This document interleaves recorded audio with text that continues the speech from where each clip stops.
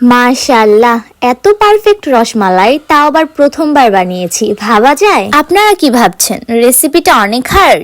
না, অনেক ইজি। তো আর দেরি কিসের, বাজারের মতো পারফেক্ট রসমালাই বানানোর জন্য আমার রেসিপিটাকে ফলো করুন, একবার ট্রাই করে দেখতে পারেন।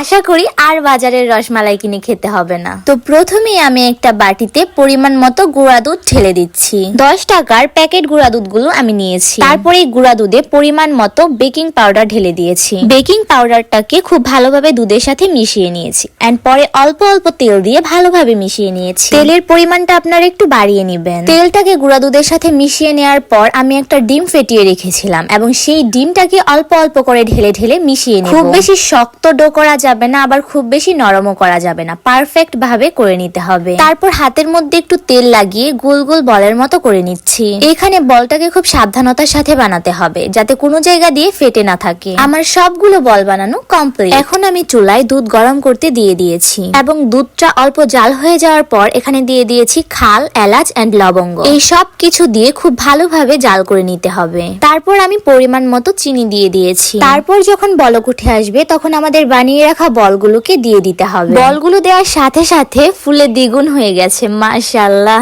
এইভাবে জাল করে নিতে হবে অনেকক্ষণ। ঢাকনা চাপা দিয়ে দেব এবং যখন দেখবো যে দুধটা বলক উঠে পড়ে যাচ্ছে তখন আবার লাগিয়ে দেব। এখানে আমাদের খেয়াল রাখতে হবে যেন বলক উঠে পড়ে না যায়। খুব সাবধানতার সহিত এই কাজটা করে নিতে হবে। একটু পরে পরে আমি রসমালাইগুলোকে উলট পালট করে দিচ্ছি যাতে সব দিক দিয়ে পারফেক্ট ভাবে হয়ে যায়। অনেকক্ষণ জাল করে নেওয়ার পর একটা আঠালো ভাব চলে আসবে, তখনই বুঝতে হবে আমাদের রসমালাইগুলো পারফেক্ট ভাবে হয়ে গেছে। রসমালাইগুলো হয়ে যাওয়ার পর একটা বাটিতে ঢেলে নিয়েছি। ফ্রিজে কিছুক্ষণ রেখে দেওয়ার পর আপনাদের সামনে পরিবেশন করে দেখাচ্ছি। মাশাআল্লাহ মাশাআল্লাহ, কতটা পারফেক্ট হয়েছে দেখতেই তো পাচ্ছেন। জীবনে প্রথমবার বানানো রসমালাই, তাও আবার এত পারফেক্ট, খুশিতে মনটা ভরেই যাচ্ছে। আপনারা বাসায় একবার হলেও ট্রাই করবেন, আশা করি আপনারাও সফল হবেন।